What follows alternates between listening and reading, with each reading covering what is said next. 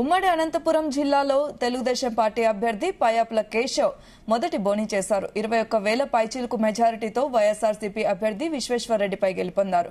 YCP ప్రభుత్వంపై ప్రజలకున్న వ్యతిరేకత తమ అఖండ మెజారిటీకి కారణమంటున్న ఉర్వకొండ ఎమ్మెల్యే అభ్యర్థి పయాపుల కేశవ్తో మా ప్రతినిధి Sai Prasad face to face. Anantapuram నగరంలో మొదటి బోని పయావుల కేశవ్ గారు కొట్టారు. రాష్ట్రంలోనే మొట్టమొదటిగా ఫస్ట్ నామినేషన్ వేసింది కూడా ఉరవకొండ నియోజకవర్గంలో పయావుల కేశవ్ గారు. ఇప్పుడు మొదటి విజయం కూడా పయావుల కేశవ్ గారిదే అయింది. అయితే ఆయన మాటల్లోనే విందాం. సార్ చెప్పండి సార్, ఇప్పుడు తెలుగుదేశం పార్టీ విజయం పట్ల మీరేమంటారు? రాష్ట్ర ప్రజానీకం జగన్మోహన్ రెడ్డి గారి నిరంకుశ పాలన మీద, అప్రజాస్వామిక పాలన మీద, దుర్మార్గ పాలన మీద వ్యతిరేకంగా ఇచ్చినటువంటి తీర్పు, చంద్రబాబు గారి మీద నమ్మకం, ఆయన అభివృద్ధి పట్ల నమ్మకం, ఆయన కుటుంబం పట్ల, ఈ రాష్ట్ర ప్రజానీకానికి ఉన్న కమిట్మెంట్ పట్ల నమ్మకంతో ప్రజానీకం మీరు ఓట్లేశారు.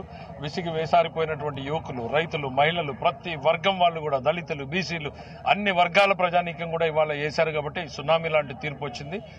ఎంతో బాధ్యతాయుతమైనటువంటి తీర్పుని చంద్రబాబు నాయుడు గారి ప్రభుత్వాన్ని రేపు అందించబోతుంది అనేటువంటిది ఈ సందర్భంగా తెలియజేయగలరు. వైనాట్ 175 అని వైఎస్ఆర్ కాంగ్రెస్ పార్టీ ఇన్నాళ్ళు ముందుకెళ్తూ ఉండేది, మరి ఎందుకు ఇలా పెట్టుకుంటుంది? మైండ్ గేమ్లతోటి మాత్రమే వాళ్ళు రాజకీయాన్ని చేసుకుంటూ వచ్చారు. ఇన్ని సంవత్సరాలు కూడా వైనాట్ 175 అని ముందు పెట్టారు. నిన్నటికి నిన్న ఎగ్జిట్ పోల్స్ లో కూడా ఏదో కొత్త కథల్ని సృష్టించేటువంటి ప్రయత్నం చేశారు. ఇవాళ ఎగ్జాక్ట్ పోల్ లో బొక్కబోర్లా పడ్డారు.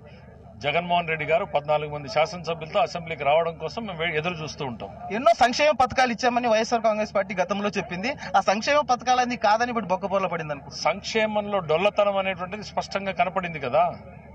సంక్షేమంలో డొల్లతనం ప్రజలు ఇచ్చిన తీర్పు తర్వాత ఇంకేం చెప్పుకుంటారు వీళ్ళు?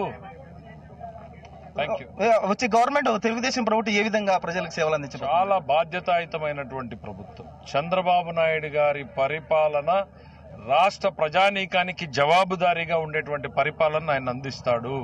తాత్కాలిక భావోద్వేగాలకు, క్షణికావేశాలకు, ప్రతీకారాలకు తావు ఉండదు.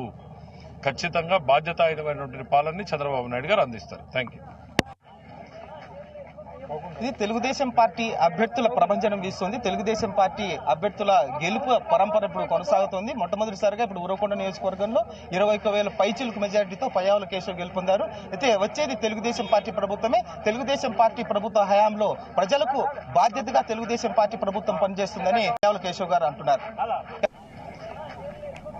ఇది తెలుగు